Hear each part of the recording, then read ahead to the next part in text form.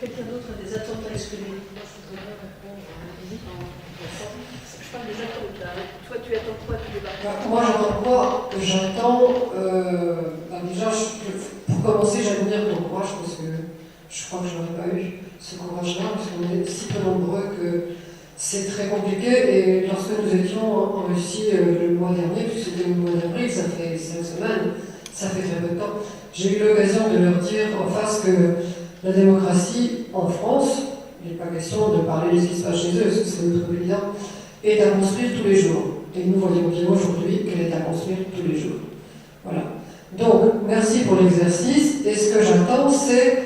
Alors, tu m'as dit, tu seras surprise, tu vas voir si des propositions, je le dis, comme on n'est pas nombreux, on y va, si des propositions sortent, elles seront relayées directement au gouvernement. On va bien voir. À côté de ça, j'en sais rien. Pourquoi pas? Essayons. Bon, ça, c'est la foi de Marie qui est superbe. Donc voilà. À côté de ça, je voudrais, précisément avec vous, Vincent, dire que des recherches de solutions sont constamment en œuvre de la part d'associations environnementales. Il y en a beaucoup. Et France Nature Environnement, que je représente ici modestement, fait partie de ces associations extrêmement engagées qui, de façon très pratique, étudient toutes sortes de méthodes différentes pour réduire la consommation, pour commencer, parce que là, je pense que tout le monde est d'accord, et d'autre part, produire autrement. Donc, voilà. Donc, tout ça pour vous dire que sans doute, nous n'inventons rien. Mais ça fait rien. Ce que nous inventons, c'est de parler ensemble. C'est peut-être le principal. Est-ce que vous avez des attentes particulières par rapport au débat? Ça serait du nom de mots. Oui. On a simplement de l'objectivité et du bon sens pour préparer l'avenir et pas le détruire. Oui, c'est bien. C'est très bien. Très bien. Il faudra l'écrire d'ailleurs. Est-ce que oui, c'était ma première question. Est-ce que quelqu'un veut bien être gardien du temps, c'est-à-dire par rapport au programme, voir qu'on ne dérive pas et surtout m'arrêter à chaque fois quand on dépasse par rapport au programme? J'ai mis les heures, donc est-ce que... Oui, Yannick, tu veux? Donc oui, t'es gardien du temps. Donc, parce que ça va dériver sans arrêt, vous allez voir. Donc il ne faut pas qu'on s'arrête, parce que le but, encore une fois, je pense, c'est de faire des propositions concrètes et à la fin une synthèse de ce qu'on va envoyer au gouvernement. Vous voyez? Et il y a différents exercices, différents ateliers, on va passer différentes idées, et c'est très concret. On n'est pas là pour parler, on est là pour agir. D'accord? Donc, oui. Concernant ce débat, j'ai une attente plus qu'une attente, c'est une volonté, c'est qu'on parle ici de développement durable. Monsieur disait rationalité, j'ai effectivement en tête le fait qu'il faut absolument éclairer le débat, ne pas le passionner, pouvoir ouvrir et puis pouvoir, comme vous disait, se respecter, ça c'est très important. Et quand on parle de transition énergétique, on parle aussi, bien sûr, depuis très longtemps, de développement durable. Et je m'aperçois au fil du temps que le développement durable, qui est quand même composé de trois pôles, un pôle économique, un pôle environnemental et un pôle social, très très souvent dans nos sociétés, on a oublié l'aspect social des choses.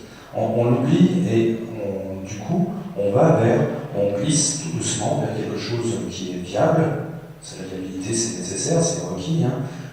L'économie, elle fait fonctionner, c'est le moteur de tout ça, mais on oublie très souvent le volet social dans le débat.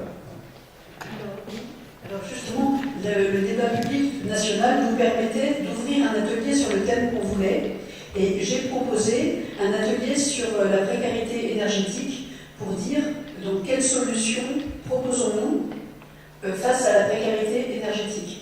Parce que je pense que c'est un sujet majeur et qui concerne aussi bien valides que personnes en situation de handicap, toutes les personnes, et justement un volet social qui me paraît vraiment essentiel par rapport à l'énergie. Qu'est-ce qu'on fait par rapport à ceux qui ne peuvent pas payer l'énergie? On en parlera tout à l'heure. Donc ça, ce sera un des ateliers. Donc, bon, est-ce que tout le monde a exprimé ses attentes? Ça va? D'accord.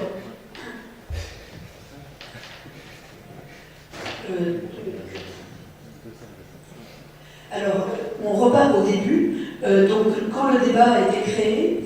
L'objectif exprimé par François Hollande, président de la République, c'est faire de la France la nation de l'excellence environnementale. Et en dessous, il y avait expliqué faire de la transition énergétique un levier pour un nouveau modèle de croissance verte, durable et solidaire. Ça, c'est exprimé par le débat public. Donc, c'est ça qu'on est allé dire aux Russes. Donc, imaginez la tête. Tout en disant qu'on avait bien du mal. Voilà. Donc, ça pose les questions suivantes. Quelle énergie dans 10, 20, 30 ou 40 ans? Quels sont les investissements nécessaires aujourd'hui? Comment développer les énergies renouvelables? Comment optimiser au maximum nos consommations? Utiliser au mieux l'énergie disponible? Donc, le débat qui se déroule dans toute la France jusqu'en juillet 2013 conduira à un projet de loi de programmation en octobre 2013. Donc là, aujourd'hui, on vous voyez le socle de connaissances mis à disposition par le débat public national. Donc, j'avais pensé que nous pouvons collectivement en parler un petit peu, juste pour voir ce que vous avez retenu de ce socle de connaissances.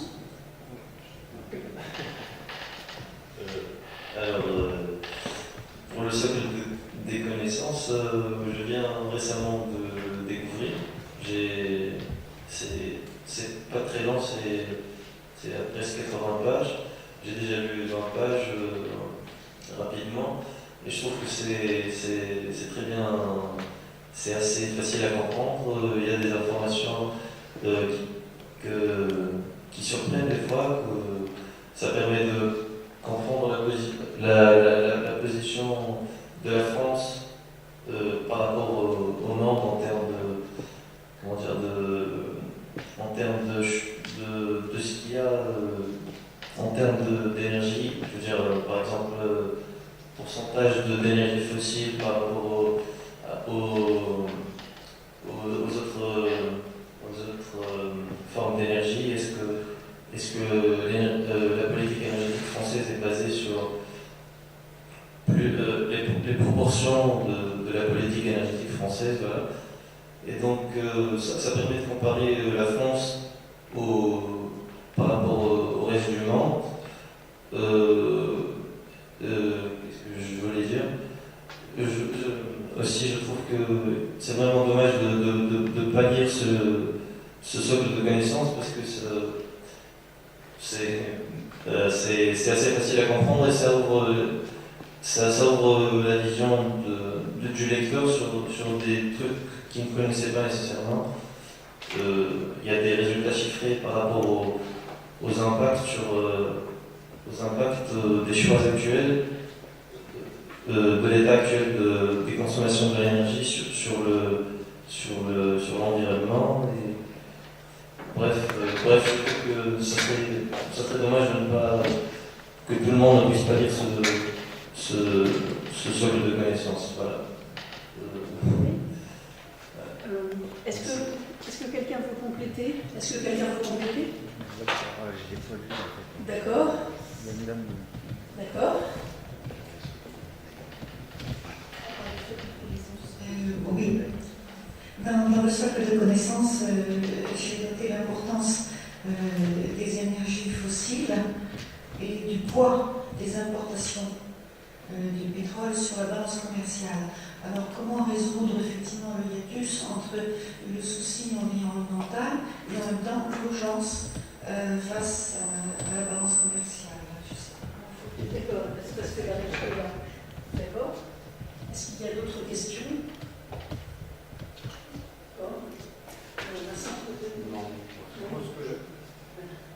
Ce que j'avais remarqué sur ce socle, je n'ai pas eu le temps de passer beaucoup, mais je le regarde parce qu'il est très très bien fait. On retrouve les idées que j'avais trouvées dans un livre d'une personne qui a pu faire une conférence à laquelle je n'ai pas pu assister. C'était Jacques Chose, je crois, qui avait fait une excellente conférence. Je n'y étais pas, mais j'avais lu son bouquin que j'ai prêté à un ami et je voudrais bien le récupérer parce qu'il est très très complet sur les données énergétiques. D'accord. Donc là, vous allez être content. Dans la page précédente, j'ai mis le lien Internet avec la dernière conférence qu'on avait faite ici le 25 octobre qui s'appelait « Les énergies hier, aujourd'hui et demain ». Donc les images qui ont été tournées par Laurent Danger, qui est là-bas, ont été mises en ligne sur Internet et donc on y accède gratuitement. Et il y a également un DVD qui est disponible, qu'on peut acheter, qui est beaucoup plus joli parce que c'est vraiment... D'ailleurs j'aurais dû l'apporter, je n'ai pas pensé, mais il est extrêmement bien fait. Donc en fait les images sont gratuites et en ligne. Donc vous pourrez retrouver l'ensemble de la conférence. Et soit dit en passant pour les autres, il y a notre première conférence qui s'appelait Quand le nucléaire soigne. On a invité des grands professeurs qui expliquaient comment on soigne avec l'énergie nucléaire. Donc la détection et le traitement des cancers avec l'énergie nucléaire, comment ça marche. Ce qui m'a frappé dans cette conférence sur la médecine, c'est de voir une évolution extrêmement